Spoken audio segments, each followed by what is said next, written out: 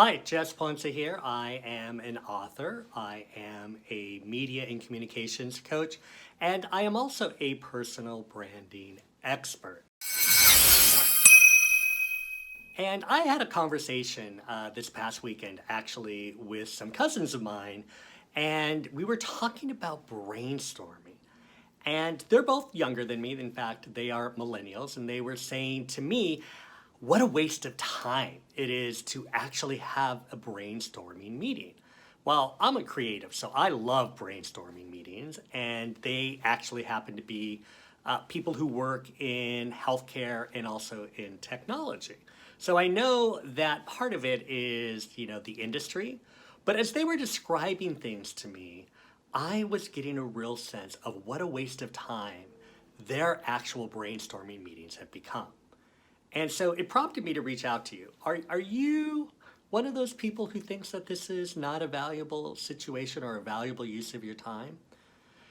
And if you are, what can you do about it? For me, I want to speak actually to the executives who are running this meeting because it's time. We need to listen to these people, whether they're young or old or have been around forever.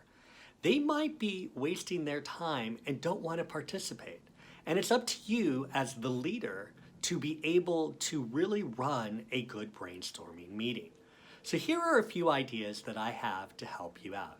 And again, if you're not an executive and you're not running a meeting, I do want you to listen because you can participate in helping to really make sure that from your own perspective, you're doing and listening to the same things that I am. Okay, now back to the executive, the one running the meeting. I want to use a model that I love, that I have been using for years, and it is the A factor. So what we're going to do is we're going to apply the A factor to brainstorming. When it comes to a brainstorming meeting, the first thing you need to think about is the audience.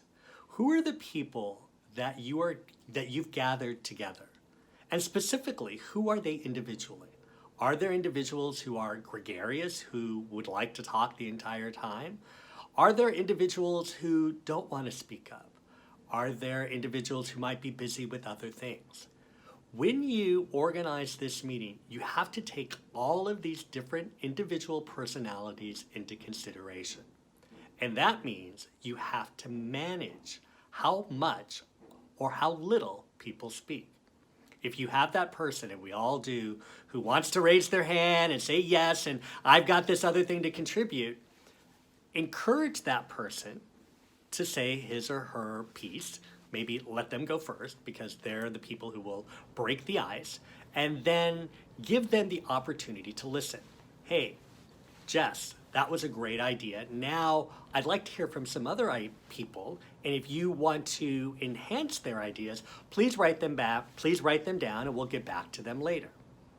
Now, for the individuals who don't like to raise their hands or speak, ask them to contribute to somebody else's idea. Okay, Spike, over there. Spike was the name of my cat, so I'm going to use him as an example.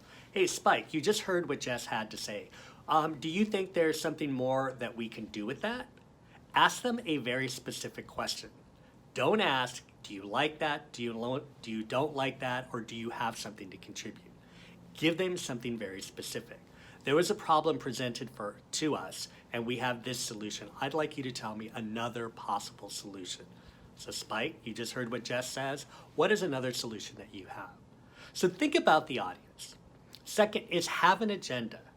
Now, too often we all go into meetings, whether they're a brainstorming meeting or not, and there's no agenda. We don't know what we're going to talk about. So create an agenda. We have these 3 items. My objective for these 3 items is to find solutions or to brainstorm how we could go from point A to point B on these 3 items.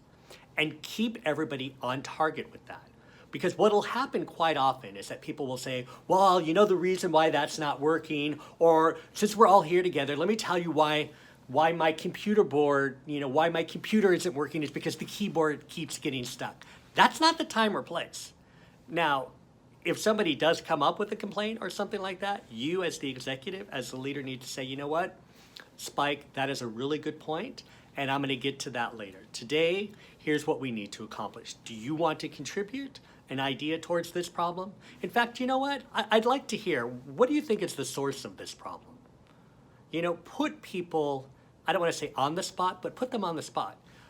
Allow them to even think through or verbalize. So that's the other thing. This is a verbal process. This is an idea gathering process. And for some people, that may be a challenge. So ask them to write down their ideas. So, you know, while we're talking about this, I want you guys to write down notes, to think about some ideas. And then I want to hear from everybody at the end. So they already know that you're going to call on them. The last thing is the call to action. So remember, the A factor has an audience, agenda, and the call to action. The call to action is to actually solve, or maybe not even solve, to brainstorm or have a discussion around the possibilities of a given situation. And the call to action is established at the top, but at the end, you can also have some follow-up. I've already been asking you guys to take some notes. I really appreciate the notes that you guys have shared with me. I'd like you to, when you go back to your offices or your desk, to continue this process and send me a paragraph summary of the learnings you saw today and what you think we can do to continue bettering our own process. When it comes to brainstorming, and really any sort of meeting, it's really important to follow these three things: the A factor, your audience, your agenda, and your call to action. Because not every audience member is the same, and if you are truly a good leader, you have to lead everyone, not just the people who speak up. And having a clear agenda where everybody can mobilize around an idea or a set of ideas is another really important factor. So think about that the next time you're brainstorming. And again, I know that I'm speaking to the leaders or the managers here, but also as somebody who's not in management, think about, you know, is this something that you might want to propose? Hey, you might even want to show them this video. So share it, like this video, and remember to follow me. I really appreciate you guys. And remember, be seen, be heard, and break through.